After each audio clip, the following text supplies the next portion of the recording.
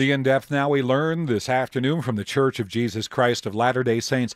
President Thomas S. Monson is no longer attending regular meetings at church offices because of considerations related to his age. However, President Monson remains engaged with the other members of the First Presidency, and he's expressing gratitude for prayers offered on his behalf.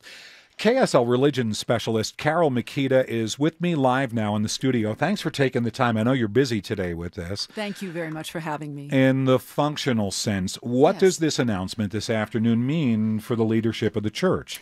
Well, because this particular faith has an organization of 3 members of a First Presidency and 12 members of the Quorum of the 12 Apostles right below them, there are then 15 men who are functioning as the leadership of the faith. So if someone, any one of them, is in ill health or is out for a period of time, the others step in simply to take over the day-to-day operations. And this has happened before in the history of the faith, in the recent history of the faith, in the 1980s and 1990s.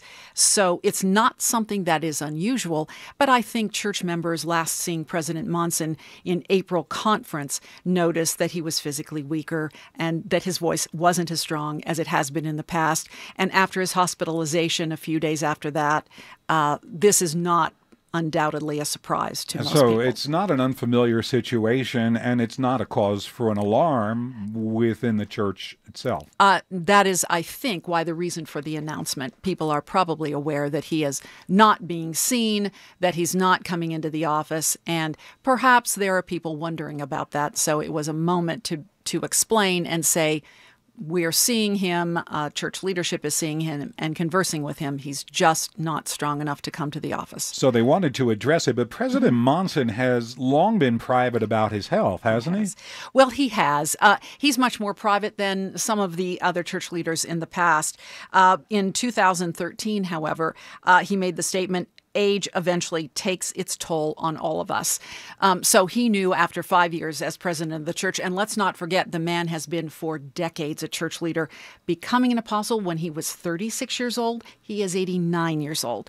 So he has served a very long time.